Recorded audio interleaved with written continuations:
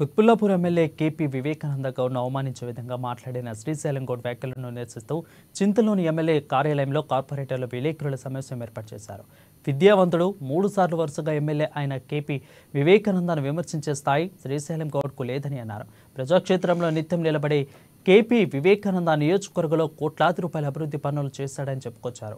6 గ్యారెంటీలను అమలు చేయడంలో కాంగ్రెస్ ప్రభుత్వం విఫలమైందని విమర్శించారు. ఇక కుత్బుల్లాపూర్ నియోజకవర్గంలో టీఆర్ఎస్ నాయకులు జోలికొస్తే ఊరుకునేది లేదని హెచ్చరించారు. ఈ కార్యక్రమంలో జగద్గిరిగుట్ట డివిజన్ కార్పొరేటర్ జగన్, అదేవిధంగా సురారం డివిజన్ కార్పొరేషన్ మంత్రి సత్యనారాయణ, మాజీ కార్పొరేటర్ సురేష్ రెడ్డి తదితరులు పాల్గొన్నారు.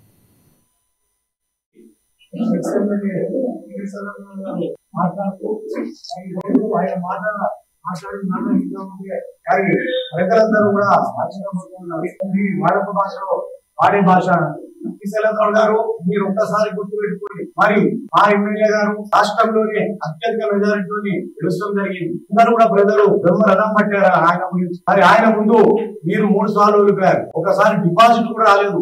అవన్నీ గుర్తు పెట్టుకోండి. ఏదో మమ్మల్ని గల్లీలో మీరు దౌరక్కలేరు, పబ్లిక్ ఏరియా మిమ్మల్ని గల్లీలోకి రాణిస్తలేరు, 3 సార్లు తవలి కొట్టారు. అది మర్చిపోయి మీరు మాట్లాడుతా ఉన్నారు. ఒక్కసారి ఆలోచించండి. మీరు రాజకీయంలో వచ్చిన దగ్గర నుంచి 2009లో మరి మీకు కాంగ్రెస్ పార్టీలో టికెట్ రాలేదు. ఆ రోజున మరి మేమందరం కూడా ఇండిపెండెంట్ గా మిమ్మల్ని గెలిపించిన తర్వాత మీరు ఏం చేశారు? ఏ పార్టీ అధికారంలోకి వస్తే ఆ పార్టీ కాంగ్రెస్ పార్టీకి వెళ్తాం జరిగింది. దాని తర్వాత అందులో ఓడిపోయిన తర్వాత ఏదో మోడీ గారు హవా ఉంది అని చెప్పి మళ్ళా మీరు బీజేపీలో జాయిన్ అవ్వడం జరిగింది. అందులో ప్రజలు మళ్ళా తిరిగి కొట్టారు. దాని తర్వాత అధికారంలో ఉన్న పార్టీ కాంగ్రెస్ పార్టీ కాబట్టి మళ్ళా మీరు కాంగ్రెస్ పార్టీలో జాయిన్ అయ్యి ఏదో నేను చేశానన్నట్టు మరి ఈ రోజు ప్రజల్లోకి వస్తారు. ఇంతకాలం ఎక్కడికైనా రండి సార్, మీరు ఏం డెవలప్ చేశారండి? మరి మీరు ఈ రోజు గుర్తొచ్చిందా మీకు?